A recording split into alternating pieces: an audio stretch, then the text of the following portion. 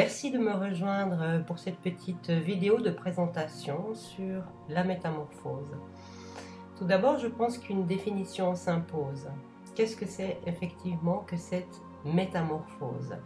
Le nom peut parfois un peu inquiéter, ce que je peux comprendre, mais on va très vite comprendre qu'effectivement il s'agit d'une méthode thérapeutique qui est à la fois douce et puissante et qui va avoir une action sur ce que l'on appelle les mémoires cellulaires. C'est quoi ces mémoires cellulaires? Eh bien, en fait, elles correspondent à ce que nous nous sommes transmis au niveau de la généalogie. D'une génération à l'autre, nous nous transmettons des schémas. C'est ce qu'on appelle l'hérédité, mais cette hérédité n'est pas seulement physique, elle est également psychologique, affective, émotionnelle, matérielle, etc.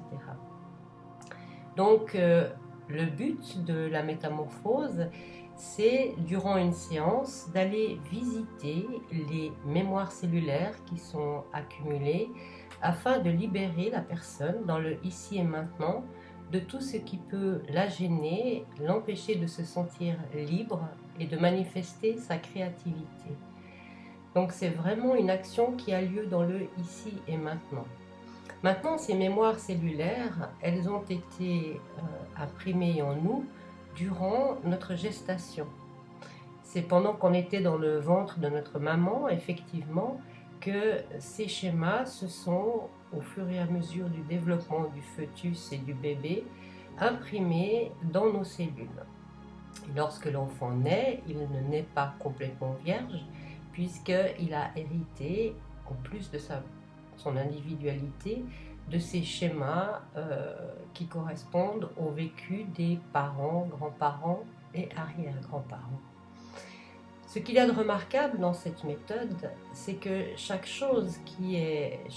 mémoire qui est nettoyée durant une séance de métamorphose l'est définitivement. Il n'y a en effet pas de retour en arrière. C'est déjà une chose qui est plutôt enthousiasmante et c'est une des raisons pour lesquelles son symbole est celui du papillon. En effet, une fois que le papillon est devenu papillon, il ne peut plus redevenir chenille. C'est en ce sens que la métamorphose prend toute sa valeur et toute son amplitude. La personne qui a découvert cette méthode était un naturopathe et réflexologue anglais du nom de Robert St. John. Robert St. John travaillait avec des enfants autistes et trisomiques, et comme c'était un homme très intuitif, il avait eu l'idée, en tant que réflexologue, de travailler sur la zone réflexe de la colonne vertébrale. Je pense peut-être qu'un rappel de ce que c'est que la réflexologie ne sera pas inutile. Donc on sait qu'au niveau de nos pieds, mais également de nos mains, nous avons la reproduction de notre corps entier. Et tout le travail de la réflexologie consiste à masser les zones réflexes qui correspondent à nos organes afin d'apporter ce qu'on appelle l'homéostasie, c'est-à-dire l'équilibre du corps. On peut soigner avec la réflexologie divers troubles, des problèmes intestinaux de digestion, des migraines, même des problèmes articulaires. Toujours est-il que Robert St. John a eu cette intuition de travailler sur cette zone réflexe de la colonne vertébrale au niveau des pieds, parce qu'il s'est rendu compte que la colonne vertébrale en elle-même, et donc les zones réflexes qui lui sont liées, contenaient ces fameuses mémoires cellulaires.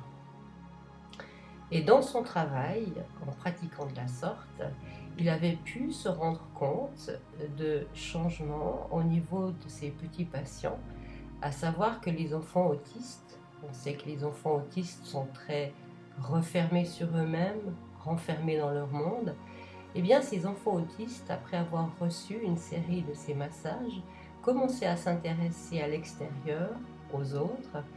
Quant aux enfants trisomiques, eux, on sait que les enfants trisomiques ont cette force de vie, cet enthousiasme et se perdent un peu dans les autres, eh bien ces enfants trisomiques devenaient un peu plus conscients d'eux-mêmes.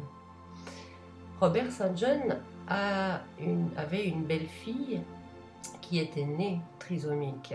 Et puis, durant toute son enfance, il lui a prodigué des massages métamorphiques. Il a appris à sa maman à les lui prodiguer.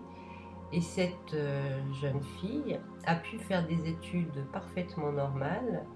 Elle est devenue éducatrice spécialisée, elle s'est mariée et elle a 3 enfants.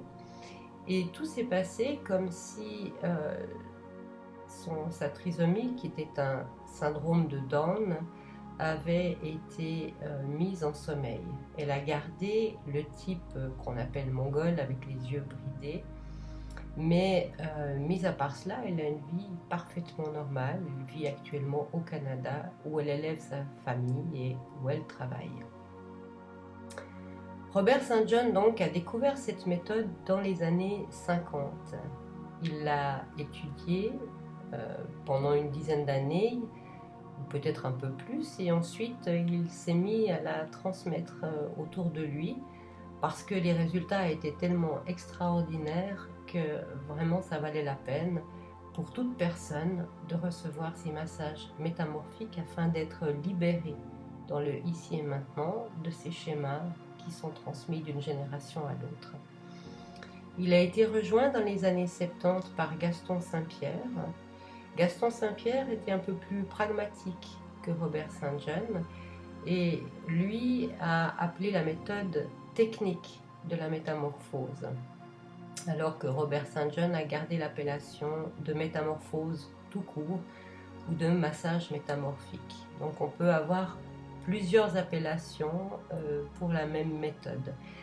Quoi qu'il en soit, l'essentiel est de savoir qu'à partir du moment où il y a ce travail effectué sur la zone réflexe de la colonne vertébrale, on obtient un résultat qui permet à la personne de se recentrer, de se retrouver elle-même, d'être plus consciente et plus libre dans le ici et maintenant.